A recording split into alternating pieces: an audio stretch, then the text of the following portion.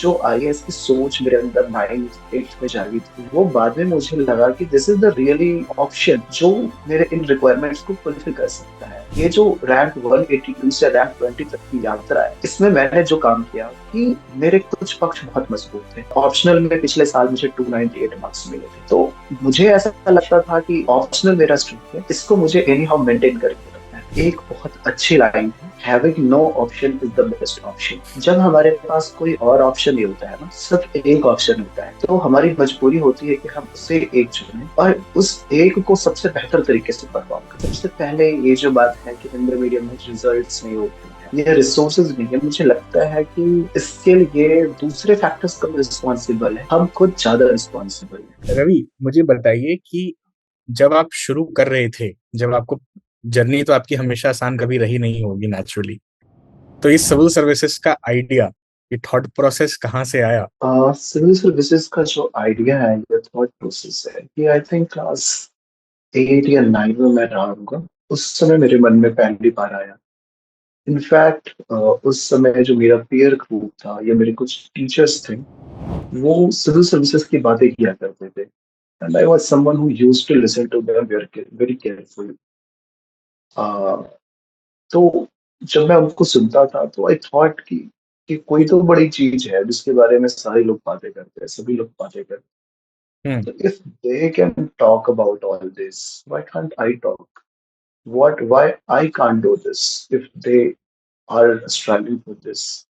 तो यहाँ से मेरे मन में ये थॉट आया कि I also have to prepare for civil services. और सिविल सर्विसेज तो बाद में आया, पहले हमारे छोटे शहरों में आईएएस की बात होती है। हम्म। एंड व्हेन वी से IAS which only means collector और डीएम। हम्म। तो जब मुझे ये पता चला कि वो आईएएस की बात करते हैं, आईएएस मींस डीएम, तो डीएम मींस वी थिंक कि डिस्ट्रिक्ट का वो ऑल इन ऑल होता है। So it was very appealing and attractive for me. And this is how this thought started in my mind. But this was just the beginning. धीरे धीरे इसके बारे में मेरी जब मैं आगे बढ़ता गया, मैंने 10th किया, उसके बाद मैं सीरियसली सोचने लगा कि what should be my, how my career should be. Because ये वो पीरियड था जब मेरा विजन धीरे धीरे डिटोरिएट होता जा रहा था। Hmm. I mean my vision has been deteriorating, तो वो डिटोरिएट हो रहा था। So I was also looking for a career जिसमें मैं स्टेबल काम कर सकूं, चीजें मेरे लिए बेहतर हो सके, मेरे पास वो अपॉर्चुनिटीज हो जिससे मैं काम भी कर सकूं और कंट्रीब्यूट भी कर सकूं और अपने लाइफ को भी at the same time secure कर सकूं।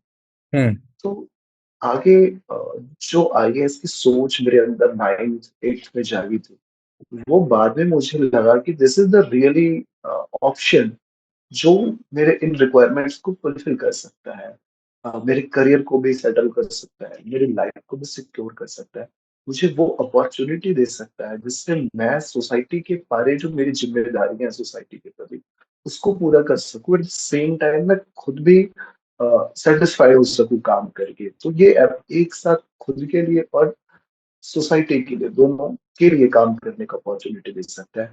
And then after graduation I started preparing for this in a note. आप एक फार्मिंग फैमिली से आते हैं, यस। बिहार के एक विलेज से। और क्या ऐसे प्रैक्टिकल या इमोशनल स्ट्रगल्स आपने फेस किए जब आप इस प्रिपरेशन को स्टार्ट कर रहे थे एकेडमिक के लिए? एक तो हौसला जो आप में था, आपने डिसाइड किया, बट देन आप एक हिंदी मीडियम को चुन रहे थे बिकॉज हिंदी मीडियम से बहुत सालों से आपको पता है आईएएस नहीं आ रहे हैं, बहुत कम आते हैं बिकॉज कंटेंट नहीं है, एक्सेट्रा एक्सेट्रा। तो ये सब आपने भी सुना ही होगा नेचुरली। तो ऐसे प्रैक्टिकल और इमोशनल चैलेंजेस प्रिपरेशन में कौन से थे जो आपको थोड़ा ट्रबल कर रहे थे इनिशियल ईयर्स में? सबसे पहले ये जो बात है कि हिंदी मीडियम में रिजल्ट्स नहीं होते हैं, ये रिसोर्सेज नहीं है, मुझे लगता है कि इसके लिए दूसरे फैक्टर्स कम रिस्पॉन्सिबल है, हम खुद ज्यादा रिस्पॉन्सिबल है। उसके बारे में हम लोग बाद में बात कर सकते हैं, बट मुझे अपना ऐसा मानना है मेरा कि इसके लिए हम ज्यादा रिस्पॉन्सिबल है, क्योंकि बीच बीच में ही सही पर हिंदी मीडियम में भी अच्छे रैंक्स आते हैं। मेरा खुद रैंक 20 आया है, रैंक 2021 में, 21-22 में रैंक 18, रैंक 21 आया है। इससे पहले रैंक 14 भी आया है और हम्म, दूसरे अच्छे रैंक्स आए हैं। तो ये मेरे अंदर ये थॉट था कि निश्चित रूप से हिंदी मीडियम मेरे लिए डिफिकल्ट होगा, बट एटलीस्ट इम्पॉसिबल नहीं है। हम्म, और जैसा कि पता है कि मैंने अपनी पढ़ाई अपने मदर की हेल्प से की है। वो मुझे बुक्स पढ़ के सुनाती थी, मेरे बिहार पे वो लिखती थी, मैं डिक्टेट करवाता था। तो मैंने अपने स्कूलिंग इंग्लिश में ही की है और मैं इंग्लिश के साथ बहुत कंफर्टेबल था। जब तक मैं खुद से पढ़ा करता था तब तक मैं इंग्लिश में आराम से सब काम करता था। बट आफ्टर क्लास 10 जब मेरा विजन बहुत डिटोरिएट होने लगा और मैं अपनी पढ़ाई के लिए मम्मी पे डिपेंड होने लगा, तो मुझे लगा कि एट द एज ऑफ 48 और 50 मैं मम्मी को हिंदी की जगह पे इंग्लिश में कंफर्टेबल करूँ, हम्म। बिकॉज मम्मी की मेरी इंग्लिश अच्छी, she was okay with that but not at such very very comfortable. तो और हिंदी में वो कंफर्टेबल थी, तो मुझे लगा कि इस एज में मम्मी को मैं इंग्लिश के लिए फोर्स करूँ, इससे बेटर है कि मैं हिंदी में स्विच करता हूँ। और ये मेरा थॉट प्रोसेस था, सो दैट इस कारण से मैंने हिंदी को ऑप्ट किया। बट और अगेन जैसा कि मैंने बोला कि मुझे ये पता था this is going to be very difficult for me, but not impossible. And जब हम बड़े लक्ष्य को निर्धारित करते हैं, तो ऑब्वियस सी बात है कि हमारी चुनौतियां भी बड़ी होती है।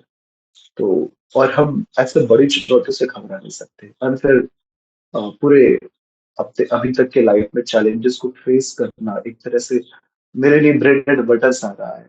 तो मैं उससे स्केर्ड ना होकर के उसको एक अपॉर्चुनिटी के रूप में लिया, and after rigorous hard work that ultimately paid of. अगर चैलेंजेस की बात करें तो बहुत सारे चैलेंजेस थे। फिनेंशियल चैलेंज एक बहुत बड़ा था कि घर की आर्थिक स्थिति इतनी अच्छी नहीं थी कि बड़े शहरों में जाकर के बड़ी कोचिंगों में जाकर के पढ़ाई की जा सके। ऑब्वियस सी बात है, जब हम प्रेपरेशन करते हैं तो फिर अलग अलग स्टेज में अलग अलग कोचिंग्स का, अलग अलग सोर्सेज का इस्तेमाल करते हैं।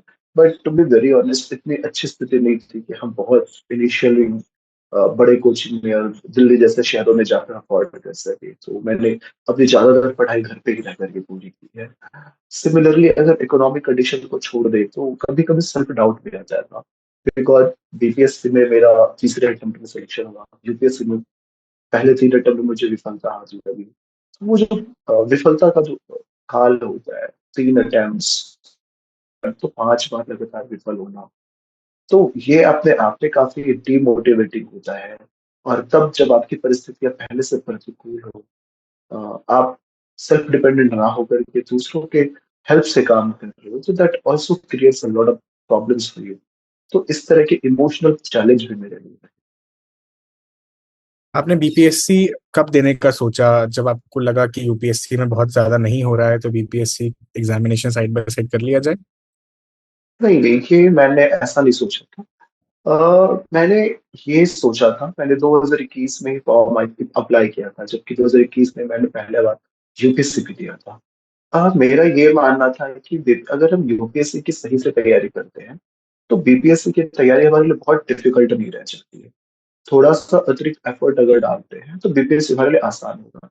एंड मुझे ये लगता था कि मेरे लिए बैंकिंग ये दूसरे जो कॉम्पिटेटिव एग्जाम्स है वो डिफिकल्ट है, बट सिविल सर्विसेज जो भी होंगे, यूपीएससी बीपीएससी, इसमें मैं सहज रह सकता हूँ, बिकॉज उसमें आपके पास खुद को एक्सप्रेस करने की अपॉर्चुनिटी मिलती है, एग्जाम में भी और एग्जाम के बाद भी। सो मैंने यूपीएससी के साथ साथ बीपीएससी की भी का भी एग्जाम के लिए फॉर्म अप्लाई किया था। एज सच मैंने तैयारी बहुत डिफरेंट तरीके से नहीं किया, बट यस मैंने साथ ही साथ फॉर्म भी अप्लाई किया। And I was fortunate enough कि पहले बीपीएससी और उसके कुछ ही महीनों के बाद यूपीएससी का भी मेरा रिजल्ट साथ में हुआ। और अनफॉर्चुनेट इनफ कि शुरू के 3 सालों में ना तो बीपीएससी और ना तो यूपीएससी में मुझे कोई भी सफलता मिली। हम्म। आंसर राइटिंग बहुत इंपॉर्टेंट पार्ट होता है मेंस एग्जामिनेशन का, राइट? और आप ऑब्वियसली विजुअली इम्पेयर्ड थे, मम्मी की हेल्प ले रहे थे, तो कैसे आपने इस चैलेंज को लाइक टैकल किया? आपने कौन से टूल्स, कौन से मेथड्स को यूज किया? और फीडबैक मोस्ट इम्पोर्टेंटली आप कैसे देते थे? ये सब कैसे आप कर पाए आंसर राइटिंग वाली चीज? आंसर राइटिंग का जहाँ तक है तो अगेन इसमें भी मेरे दिमाग का बहुत बड़ा रोल रहा। सबसे पहले जब मैं प्रिपरेशन कर रहा था तो मेरी कोशिश होती थी कि मैं हर दिन एक दो क्वेश्चन लिखूं। और ये क्वेश्चन मैं व्हाइट बोर्ड पे लिखा करता था और खुद से लिखा करता था। ऑल्दो खुद से देख पाना, उसको चेक कर पाना काफी डिफिकल्ट था, पॉसिबल नहीं था। बट मैं व्हाइट बोर्ड पे इसलिए लिखा करता था कि मैं रैंडमली कुछ भी लिखूंगा, एटलीस्ट मेरे लिखने का जो अभ्यास है वो जारी रहेगा। और जब तक हम शुरू नहीं करते हैं तब तक कठिनाइयां रहेंगी। तो एटलीस्ट मैं शुरू कर सकूं राइटिंग प्रैक्टिस की। तो पहले मैं व्हाइट बोर्ड पे लिखा करता था। बट जब ठीक से पढ़ने की बात हुई, आंसर को सही तरीके से लिखने की और इवेल्युएशन की बात हुई, तो आई रिमेम्बर कि जब मैं बीपीएससी का एग्जाम दे रहा था तो मेंस से पहले मैंने लगभग बीपीएससी का 25 से 26 टेस्ट दिया। और उसमें मेरी स्क्राइब मेरी माँ खुद रही थी टेस्ट में। ऑब्वियसली एग्जाम में तो कमीशन आपको स्क्राइब देता है बीपीएससी में, पर टेस्ट में मेरी माँ खुद स्क्राइब के रूप में काम किया करती थी। तो मैं लिखता था और मम्मी को बोलता था आंसर, वो लिखती थी। और फिर वहां पे जो टेस्ट में फीडबैक मिलता था उसको मैं एनालाइज करने की कोशिश करता था। इवन उस फीडबैक के अतिरिक्त मैं आंसर्स को कई बार खुद भी पढ़ता था और देखता था कि क्या क्वेश्चन की जो डिमांड है मैं उसको फुलफिल कर पा रहा हूँ कि नहीं। मेरी कोशिश ये नहीं होती थी कि मैं बहुत को कॉम्प्लेक्स बनाऊं, बहुत सारी चीजें डाल दूं। मेरी सिर्फ कोशिश ये होती थी कि जो डिमांड है प्रश्न की मैं उसको पूरा कर पा रहा हूँ कि नहीं। अगर मैं प्रश्न के डिमांड को पूरा कर पा रहा हूँ तो मेरे लिए मुझे लगता था कि मैंने अपने आंसर के हिस्से का काम कर दिया। बट अगर वो पूरा नहीं हो पा रहा है तो again I have to work on that. और फिर यूपीएससी में जब बात हुई तो 2024 के मेन से पहले मैंने बहुत सारे टेस्ट लिखे। और अगेन मेरा वहां पर भी यही मोटिव रहा कि मैं आंसर क्वेश्चंस के डिमांड को पूरा करूं। तो this is how I prepare for answer writing. 4 unsuccessful attempt, या मैं कहूँ 3 अनसक्सेसफुल अटेम्प्ट, बार बार फेलियर का सामना करना पड़ना, डिमोटिवेटेड फील करना, सोसाइटी, फैमिली, एक्सटेंडेड फैमिली का प्रेशर होना। तो माइंडसेट में वो क्या सिंगल इम्पोर्टेंट शिफ्ट आप लाए, या कैसे लाया जाए जिससे जो लिमिटेशंस हैं वो सबसे बड़ी ताकत बन जाएं? जैसे आपने अपनी लिमिटेशन को बहुत बड़ी ताकत बनाई। तो हमारे जो एबल्ड एस्पिरेंट्स हैं, सो कॉल्ड, वो मेंटल हेल्थ और एक वाइबल इमोशनल सपोर्ट सिस्टम, ये सब प्रॉब्लम से बहुत गुजरते हैं। और आप उनके लिए, आज वो आपको सुन रहे हैं तो नेचुरली वो आप उनके लिए इंस्पायरिंग फिगर हैं। तो आपने वो माइंडसेट शिफ्ट कैसे लाया, और इनको आप क्या सलाह देंगे कि ऐसे टाइम्स में क्या करना चाहिए? एक बहुत अच्छी लाइन है, having no option is the best option. जब हमारे पास कोई और ऑप्शन नहीं होता है ना, सिर्फ एक ऑप्शन होता है, एक ही हमारे पास चुनने के लिए विकल्प होता है, तो हमारी मजबूरी होती है कि हम उससे एक चुनें और उस एक को सबसे बेहतर तरीके से परफॉर्म करें। जैसा कि मैंने बताया कि मैं सिविल सर्विसेज के अतिरिक्त किसी और चीज में खुद को सहज महसूस नहीं कर पाता था। 10th तक मेरे मैथ्स अच्छे नहीं थे।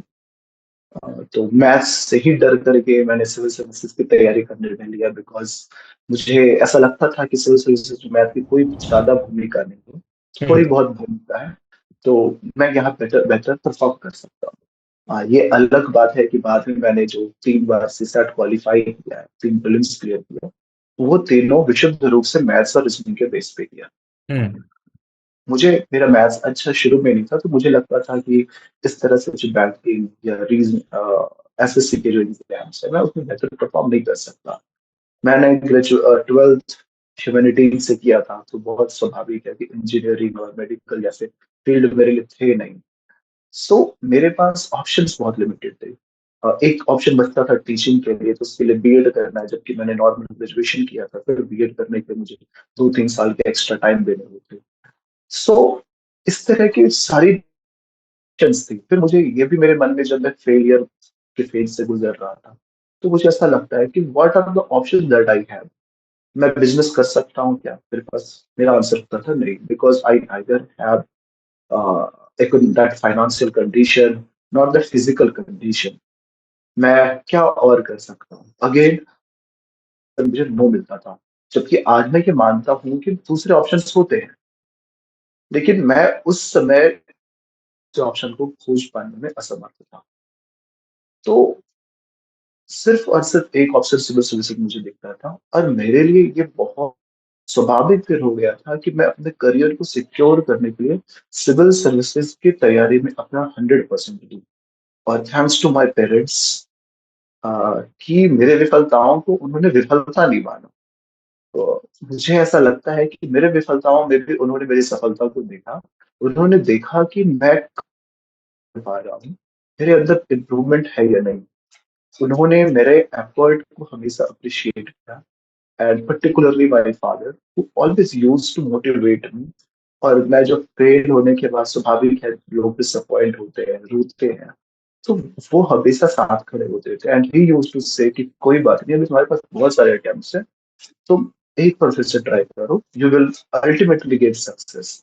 And just because of their blessing, by god grace, this time I got success.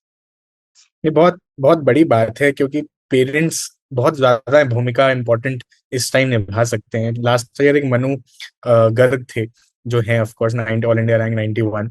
He also became IAS. उनकी भी माताजी, जैसे रवि बता रहे हैं, उनकी जैसे रवि की माताजी रवि के साथ साथ, वैसे उनकी माताजी उनके साथ साथ। और ये सिर्फ उनकी स्टोरी नहीं रह जाती है, रवि और मनु की स्टोरी नहीं है, ये इनके पेरेंट्स की उतनी ही बड़ी स्टोरी हो जाती है कि कैसे इतनी असफलताओं के बाद दे केप्ट पुशिंग, कि नहीं आप फिर से करिए, आप में वो दम है।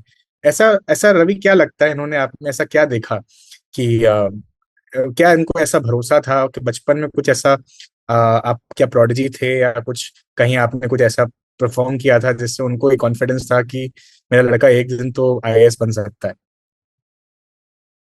अभी जो मैं अपने पेरेंट्स की बातें सुनता हूँ, तो मेरे पापा ये हमेशा कहते हैं कि मुझे शुरू से तुम पे विश्वास था कि तुम बहुत बेहतर कर सकते हो। मैं जब अपनी मम्मी को सुनता हूँ, वो कहती थी कि मुझे ये भरोसा था कि तुम्हारे अंदर बहुत सारी कैपेबिलिटीज हैं, बट ये डर भी था कि इतने सारे लोग गोल्ड मेडलिस्ट और बड़े बड़े इंस्टीट्यूट्स वाले नहीं क्लियर कर पाते, तो तुम क्या कर पाओगे या नहीं। इस तरह के थॉट्स मेरी मम्मी के मन में था। हम्म। और इनफैक्ट बचपन से मैं बिल्कुल उस तरह का वंडर बॉय या प्रोडिजी टाइप का नहीं रहा था। मैंने क्लास 8 9 तक बहुत मस्ती की, पढ़ाई बिल्कुल नहीं करता था, टू बी वेरी ऑनेस्ट। उस समय तक मेरे विजन काफी अच्छे थे, मैं खेलने में बहुत ध्यान देता था, and used to play cricket very well. तो पढ़ाई छोड़ करके मैं हर काम करता था और बहुत अच्छे से करता हम्म। था। But just because of that fear, जो मैंने बताया कि कुछ लोग थे, दोस्त थे, कुछ टीचर्स थे who started talking about IAS, तो वहाँ एक सडन शिफ्ट आया मेरे थॉट प्रोसेस में। और मैं जो पहले खेलने पे बहुत ध्यान देता था, वो करिकुलम एक्टिविटीज पे ध्यान देता था, और स्कूल में जो मैनेजमेंट का, जो बच्चों का स्कूल प्रिफेक्ट का रोल होता है, उसको करना करता था, तो उसकी जगह पे मैं पढ़ना शुरू कर दिया। तो जो, और पढ़ाई के प्रति जो मेरा डेडिकेशन था, कि despite this challenges I never give up. मैं पढ़ाई के लिए मम्मी को परेशान करता था कि मम्मी ये पढ़ना है, ये बुक पढ़ना है, इस चीज को बताओ क्या क्या लिखा हुआ है। जब मम्मी बिजी है तो फोन से पढ़ाई करना, यूट्यूब से पढ़ना, या दूसरे तरीके का इस्तेमाल करना। हाउएवर मैं छोटे शहर से था, छोटे जगह पे था, तो जो विजुअल इम्पेयर्ड के लिए बहुत सारे असिस्टिव टूल्स आते हैं, उन सब की जानकारी मुझे बिल्कुल नहीं थी।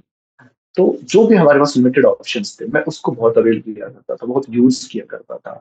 जब मम्मी या पापा घर पे नहीं है, इवन जो दूसरे लोग घर पे हैं, आस पड़ोस में है, जो मुझे जानते हैं, उनको पढ़ने के लिए, उनको अपने बिहाफ पे पढ़ करके सुनाने के लिए उनसे रिक्वेस्ट करना, तो ये सारी चीजें मेरे अंदर पहले से थी। तो ये जो मेरा डेडिकेशन था, या जो मेरा मेहनत था, मुझे लगता है कि मेरे पेरेंट्स को वो बहुत अच्छा लगा, और इस कारण से शायद उनको विश्वास था कि आई कुड डू समथिंग। और फिर मैंने 10th 12th इन सब में बहुत अच्छा परफॉर्म किया। In fact I not only topped in school class 10th, but 12th में मैंने स्कूल टॉप किया था, और one of I was one of the district topper. तो इन सब कारणों से भी शायद उनको ऐसा लगा होगा कि I have such capability that I can clear this examination. But again, mummy थोड़ा सा तो एप्रीहेंशन में रहती थी। मम्मी को ये लगता था कि how will this be able, how will he be able to do this if hmm. Such highly educated and बड़े बड़े कोचिंग से पढ़े लोग नहीं कर पा रहे हैं। Hmm. But again, with just just because of their determination and dedication, this time I got it. बढ़िया। ये तो आपकी चलो पर्सनल बातें हो गई, अब थोड़ी एकेडमिक बातें करते हैं एग्जाम के बारे में। एक तो आपने आईआरएस क्लियर किया फोर्थ अटेम्प्ट में, you got 182 rank if I am not wrong.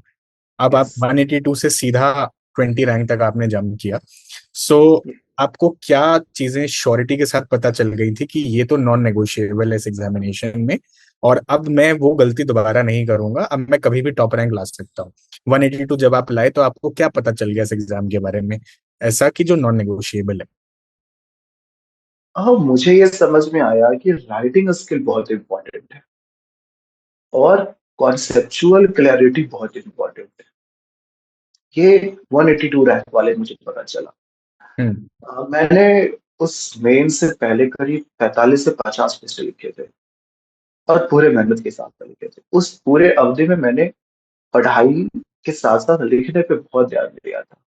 इससे मेरे अंदर, और मेरा ये हमेशा मानना है कि आप अगर सही से सारे क्वेश्चन अटेम्प्ट करते हो, स्वाभाविक है कि 20 के 20 क्वेश्चन सही से अटेम्प्ट नहीं कर सकते हैं, हम्म। बट एटलीस्ट 13-14 ऐसे क्वेश्चन जिसमें आपको बहुत अच्छा परफॉर्म कर सकते हैं।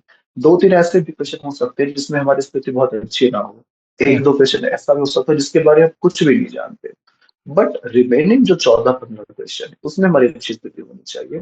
और उसके बाद जो क्वेश्चन हम नहीं जानते हमें उसको भी अटेम्प्ट करना है, इस तरह से कि मानो कि हम कुछ तो कोशिश कर रहे हैं, सो दैट हम एग्जामिनर के पास स्कोप हो कुछ भी मार्क्स देने का। तो मैंने राइटिंग स्किल पे बहुत ध्यान दिया था। ये जो रैंक 182 से रैंक 20 तक की यात्रा है, इसमें मैंने जो काम किया कि मेरे कुछ पक्ष बहुत मजबूत थे। ऑप्शनल में पिछले साल मुझे 298 मार्क्स मिले थे। तो मुझे ऐसा लगता था कि ऑप्शनल मेरा स्ट्रेंथ है, इसको मुझे एनी हाउ मेंटेन करके रखना है। At hmm. The same time कुछ ऐसे पार्ट थे जहाँ पे ज्यादातर लोगों के मार्क्स अच्छे आते पर मेरे कम आए थे। फॉर एग्जाम्पल जीएस पेपर 4, हम्म। यहाँ पे मेरे मार्क्स सिर्फ 96 आए थे। तो मेरा अब ये क्लियर थॉट था कि जो मेरा स्ट्रेंथ है उसको स्ट्रेंथ बना करके रखना है। एट द सेम टाइम जो मेरे वीक पोर्शन है उसमें मुझे काम करना है। अनफॉर्चुनेटली मेरा वीक वो सेगमेंट था जो सबके स्ट्रॉन्ग होते, इसका मतलब मुझे उससे स्ट्रॉन्ग करने के लिए बहुत एक्स्ट्रा एफर्ट नहीं देना है।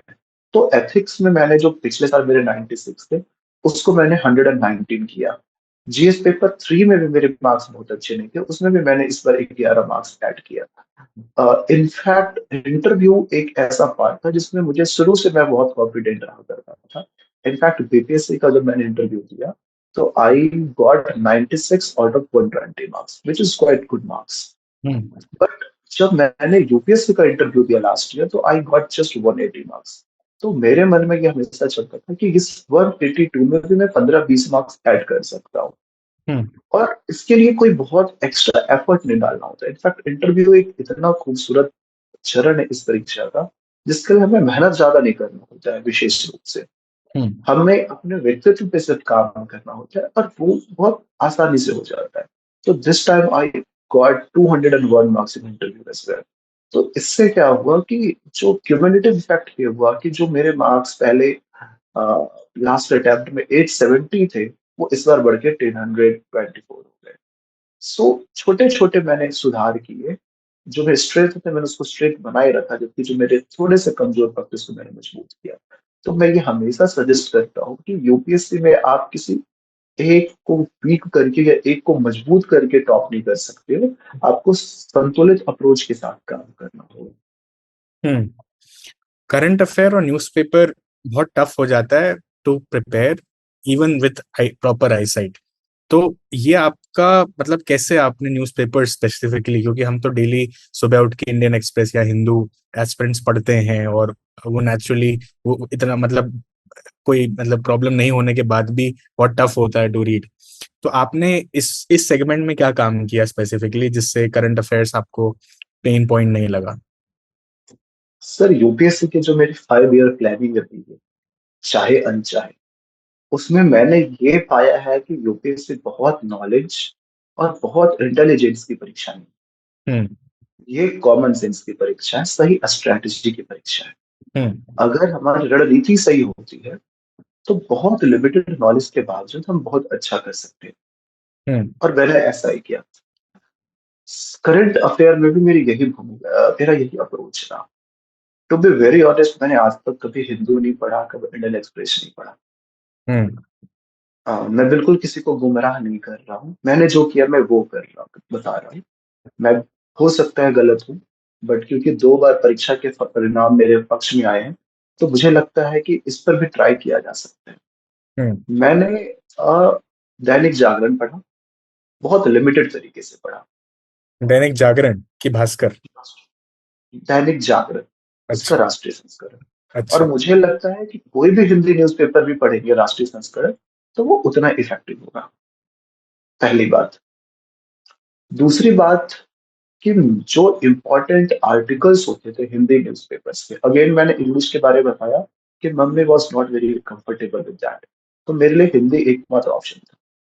तो जो सिविल सर्विसेज के पॉइंट ऑफ व्यू से रेलेवेंट एडिटोरियल्स और आर्टिकल्स थे, सारे हिंदी न्यूज़पेपर्स के, जागरण, भास्कर, हिंदुस्तान, सहारा, जनसत्ता, इन सबका जो होता था, बहुत सारे ऐसे वेबसाइट मिल जाएंगे, एप्स मिल जाएंगे, जहाँ पे उनका कंपाइलेशन मिलता है। मैं उस कंपाइलेशन को पढ़ा करता था, जो मुझे अपने जरूरत के अनुकूल लगता था और सिविल सर्विसेज की जरूरत के अनुकूल लगता था। दूसरी बात, मैं एक मंथली मैगजीन पढ़ता था, साथ ही कुछ यूट्यूब चैनल्स फॉलो करता था, बहुत ज्यादा नहीं, एक दो। हम्म। और यूपीएससी में जो करंट अफेयर के बारे में बहुत ज्यादा बड़ी बातें होती, बहुत ज्यादा एक बातें फैली हुई कि एवरीथिंग अंडर द स्काई हमें जानना है, बट ऐसा है नहीं। हम्म। अगर हम इसको बहुत स्ट्रेटेजिकली बात करें, तो प्रीलिम्स में इस बार का कट ऑफ 92 के आसपास है, हम्म। अर्थात सिर्फ 46 क्वेश्चन।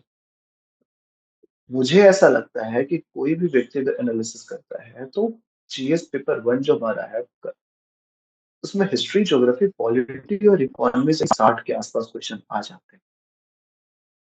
हम्म। ऑब्वियसली करंट अफेयर से भी रिलेटेड होते हैं उसमें। और अगर किसी की बहुत अच्छी तैयारी हो, जो होनी भी चाहिए, तो इस 60 में 40 तो वो कर ही सकता है। रिमेनिंग 40 क्वेश्चन में 10 क्वेश्चन किया जा सकता है। हमें प्रीलिम्स क्वालिफाई करना है, ना कि टॉप करना है। हम्म। तो जब टॉप नहीं करना है, तो हम बहुत छोटे छोटे करंट अफेयर की न्यूज पे क्यों ध्यान दें? हम बेसिक चीजों पे ध्यान देते हैं।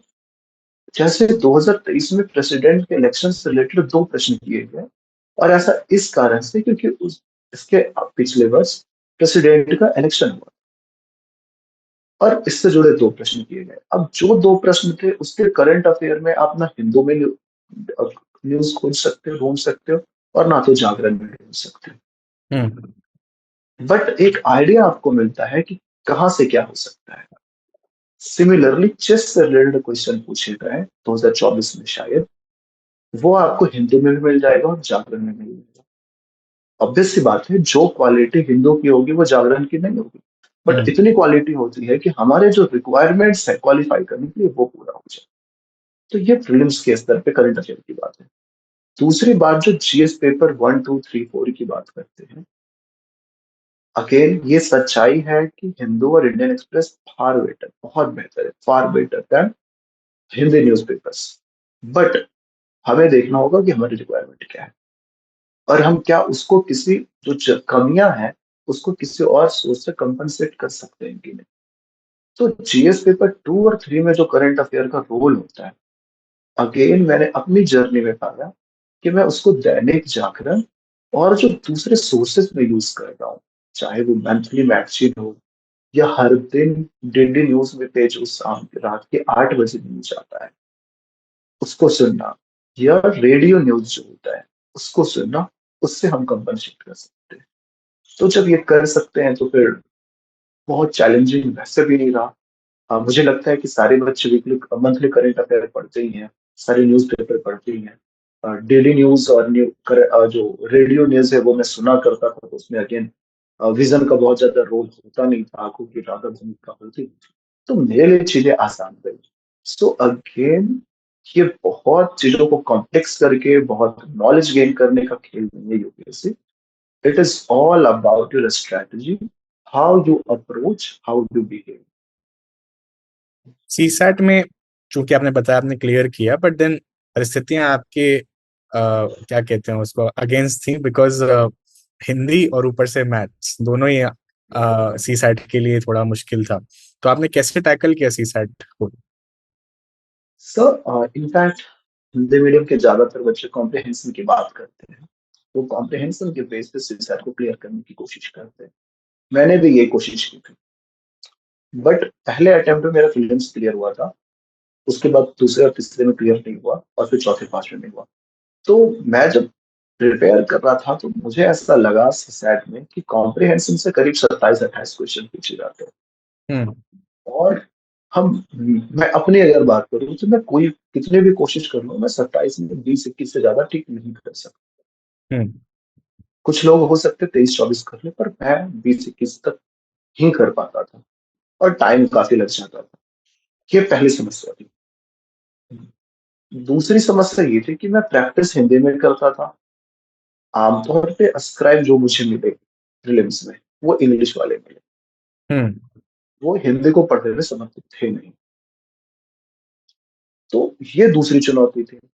हालांकि ये चुनौती मुझे पहले अटेम्प्ट के बाद महसूस हुआ, लेकिन उससे पहले जो दिमाग में पहले चल रहा था कि सिर्फ मैं 20 कर पाऊंगा, टाइम भी ज्यादा जाएगा, तो मैं प्रीलिम्स कैसे क्लियर करूंगा।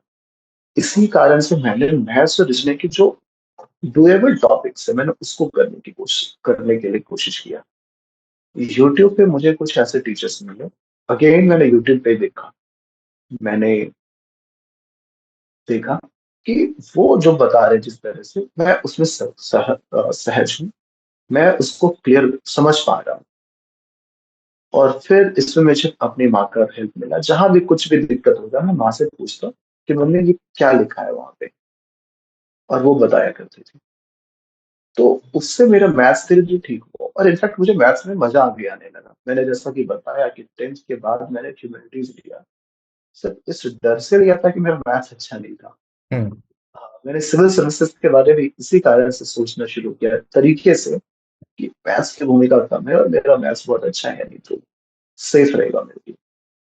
बट फिर मुझे अच्छा लगने लगा, और मैं आज ये मानता हूँ कि अगर सही शिक्षक हो और हमारी कोशिश सही दिशा में हो, तो मैथ्स बहुत आसानी से समझा जा सकता है, प्रोवाइडेड हमारा माइंड इतना लॉजिकल हो, हम सामान्य बुद्धि के लोग हों।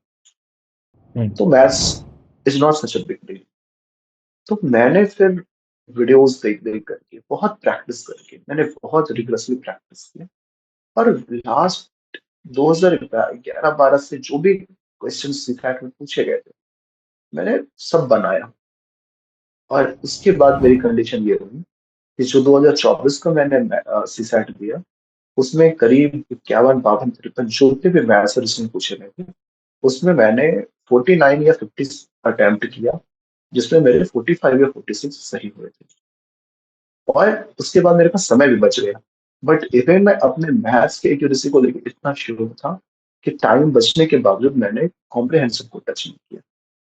तो अच्छा। मुझे ऐसा लगता है कि सीसैट हिंदी मीडियम में बच्चों की बड़ी चुनौती होती है। उसके लिए भी मैथ्स बहुत आसानी से हो सकता है, और नहीं भी अगर होता है तो मैं सजेस्ट ये करता हूँ कि कॉम्प्रिहेंशन पे निश्चित रूप से ध्यान दो। But at the same time जो मैथ्स और रीजनिंग के डुएबल टॉपिक्स हैं, clock, calendar, percentage, time and work, average, time and distance, LCM, HCM, basic level के जो नंबर सिस्टम के क्वेश्चंस होते हैं, हम उसको कर सकते हैं। बहुत ज्यादा इसके लिए हमें कोशिश नहीं करनी होती। थोड़ा सा सतर्क होकर के समझना है लॉजिकली, और थोड़ी सी प्रैक्टिस पर्याप्त होते हैं, तो उससे सिसैट की चुनौती को आसानी से पूरा पार किया जा सकता मेंस में रवि हम देखते हैं वैल्यू एडिशन का बहुत बड़ा रोल होता है। जीएस 2 जीएस 3 के पेपर में डेटा चाहिए आपको, कमिटी चाहिए, सेट ऑफ डायग्राम्स चाहिए, इंट्रो कंक्लूजन चाहिए, एट टाइम्स एथिक्स के पेपर में चाहिए स्कॉलर्स। तो आपने ये कहाँ से कैसे किया, मतलब आपने इंटरनेट का इसमें अच्छा खासा यूज किया कि आप न्यूज़पेपर पे स्टिक कर रहे थे, या है। एआई नहीं, चैट यहाँ जीपीटी पे पे भी चले गए थे, एआई भी ले आए थे इसमें? 2025 में मैंने जो यूज किया उसमें एआई को ठीक से यूज किया। हम्म। जेमिनाई और चैट जीपीटी को मैंने एग्जांपल्स के लिए बहुत एक्सटेंसिवली, स्पेशली जीएस पेपर 4 में, मैंने एग्जांपल्स के लिए जेमिनाई का, चैट जीपीटी का बहुत यूज किया। क्योंकि लास्ट 2024 में मेरे एथिक्स में मार्क्स अच्छे नहीं आए, तो इसका एकमात्र कारण ये था, मैंने एग्जांपल बिल्कुल यूज नहीं किया था। जबकि उसमें हर पॉइंट में एग्जाम्पल यूज करना होता है, और मैंने उसमें शायद ही कोई ऐसा पॉइंट हो जिसमें मैंने एग्जाम्पल यूज किया। तो मुझे अपनी कमजोरी पता थी, इसलिए मैंने इस पर चैट जीपीटी का बहुत सहारा लिया। दूसरी बात है ये कम्युनिटी डेटा, तो थोड़ा जो डेटा होता है चैट जीपीटी का, वो बहुत संदिग्ध होता है, कभी कभी बहुत डेटा गलत होते हैं। बट जो कमिटीज के रिकमेंडेशंस हैं वो उसके सही होते हैं, तो मैंने उसके लिए बहुत यूज किया। फिर मैं हर दिन न्यूज़पेपर तो पढ़ता नहीं था, साथ में रेडियो न्यूज सुनता था, रेडियो न्यूज सुनता था अकॉर्डिंगली। तो उसमें भी कई बार बताया जाता था, जैसे मुझे याद है 2024 वाले में पूछा गया था हेल्थ के बारे में, कि हेल्थ इन के क्षेत्र में क्या किया जा सकता है, ऐसा कुछ पार्ट में लिखना था। तो उसमें मैंने, जो प्राइम मिनिस्टर के द्वारा 2023 में शायद 6 बातें बताई गई थी होलिस्टिक डेवलपमेंट ऑफ हेल्थ के लेकर के, मैंने वो कोट किया और मैंने ये बाकायदे लिखा कि प्राइम मिनिस्टर मोदी के अकॉर्डिंग। और उसमें मैंने, और ये चीज मैंने रेडियो न्यूज में सुना था। तो मैं जब भी ऐसी चीजें सुनता था जो वैल्यू एडिशन के पॉइंट ऑफ व्यू से बहुत इंपॉर्टेंट है, उसको मैं नोट कर लेता था अपने। पहले तो अपने फोन में मेरे पास हमेशा अ, एक कीपैड फोन भी हुआ करता था, उसमें मैं तुरंत बातों को रिकॉर्ड कर लेता था और बाद में फिर मम्मी से कॉपियों में डिक्टेट करवा दिया करता था, ताकि मैं बाद में स्पेशली एग्जाम के टाइम में उसको बार बार रिवाइज कर सकूं। तो अगेन इसके लिए मैंने न्यूज़पेपर के साथ साथ एआई का भी सहारा लिया, रेडियो न्यूज का भी सहारा लिया। और फिर जब हम लोग दूसरे लोगों से डिस्कस करते हैं, वो भी कुछ बातें बता देते हैं, तो उससे भी वैल्यू एडिशन हो जाता है। 50 दिन बचे हैं प्रीलिम्स के लिए 2026 के लगभग। तो अब आप क्या सलाह देंगे कि इन 50 दिनों में क्या करना चाहिए? हाँ, इन 50 दिनों में जब तक बहुत इंपॉर्टेंट कोई टॉपिक छूट ना गया हो, तो तब तक सबसे ज्यादा जरूरी है कि जो 4 फंडामेंटल पिलर्स हैं जीएस पेपर 1 के, हिस्ट्री, ज्योग्राफी, पॉलिटी और economy, along with current affair, हम उस पर ध्यान दें। नए टॉपिक नहीं पढ़ना है। बहुत इंपॉर्टेंट टॉपिक छूट गया तब अलग बात, इसको पढ़ सकते हैं। बट नॉर्मल कोर्स में हमें पुराने रिवीजन करने, जो हमने पढ़ा है, ज्यादा से ज्यादा रिवीजन करें हिस्ट्री, ज्योग्राफी, पॉलिटी और इकोनॉमी की, along with current affair again. Current affair पे बहुत माइन्यूट चीजों पे ध्यान ना दे करके हमारे पास ये दृष्टिकोण होना चाहिए कि किस तरह के प्रश्न किए जा सकते हैं, उसको देखते हुए अलॉन्ग विद दैट हमें पीवाईक्यूज बनाने हैं, जो बहुत इंपॉर्टेंट है। दूसरी तरफ सीसैट को भी हम नजरअंदाज नहीं कर सकते हैं, जो अक्सर हम करते हैं।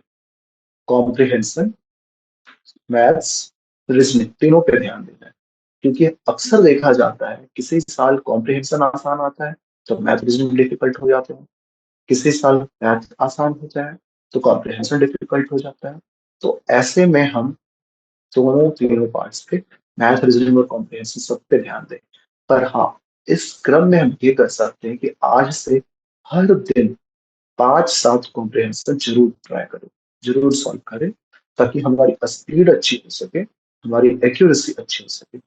जिनके मैथ्स अच्छे नहीं हैं, उनके लिए जरूरी है कि जो इंपॉर्टेंट टॉपिक्स है जिससे हर साल क्वेश्चन पूछे जा सकते हैं, और जो कंपैरेटिवली आसान है, जैसे कि मैंने पहले ही बोला, clock, calendar, percentage, LCM, HCF, time and work, average, simple interest and compound interest, इसके अतिरिक्त arithmetic, reasoning, numbers, sitting arrangement, blood relation, series, coding, decoding, ऐसे जो टॉपिक्स है। क्योंकि नंबर सिस्टम के भी कुछ टॉपिक्स आसानी से किए जा सकते हैं, जैसे रिमाइंडर थ्योरम, हर साल एक तो क्वेश्चन पूछा जाता है, बहुत बेसिक लेवल के क्वेश्चन आप कर सकते हो। कॉन्सेप्ट ऑफ जीरो से रिलेटेड जो क्वेश्चन, डिविजिबिलिटी रूल से रिलेटेड जो क्वेश्चन है, आप इसको कर सकते हो। तो इन टॉपिक्स को भी देख सकते हैं। बट अगेन अभी समय सीमित है, तो आपको उसी के according strategic point of view से काम करना होगा। और मुझे लगता है कि अगर ऐसा करते हैं तो सफलता की बहुत अच्छी संभावना होगी। मेरा आखिरी सवाल रवि, जो 2027 के स्टूडेंट्स हैं, मोटा मोटा आप उनको एक कोई टाइम टेबल बता के दे सकते हैं 3-3 महीने में, कि अगले 3-3 महीने में वो क्या क्या कवर कर ले ताकि वो अगले साल के लिए रेडी हो जाए? यस, तो 2027 के एस्पिरेंट, हमें पता होना चाहिए कि अगर हमें एग्जाम भी लगभग 14 महीने समय है। और मुझे ऐसा लगता है कि जो कोई व्यक्ति 1.25 साल 1.5 साल ठीक से तैयारी करता है बिल्कुल शुरू से, तो उसकी तैयारी हो सकती है।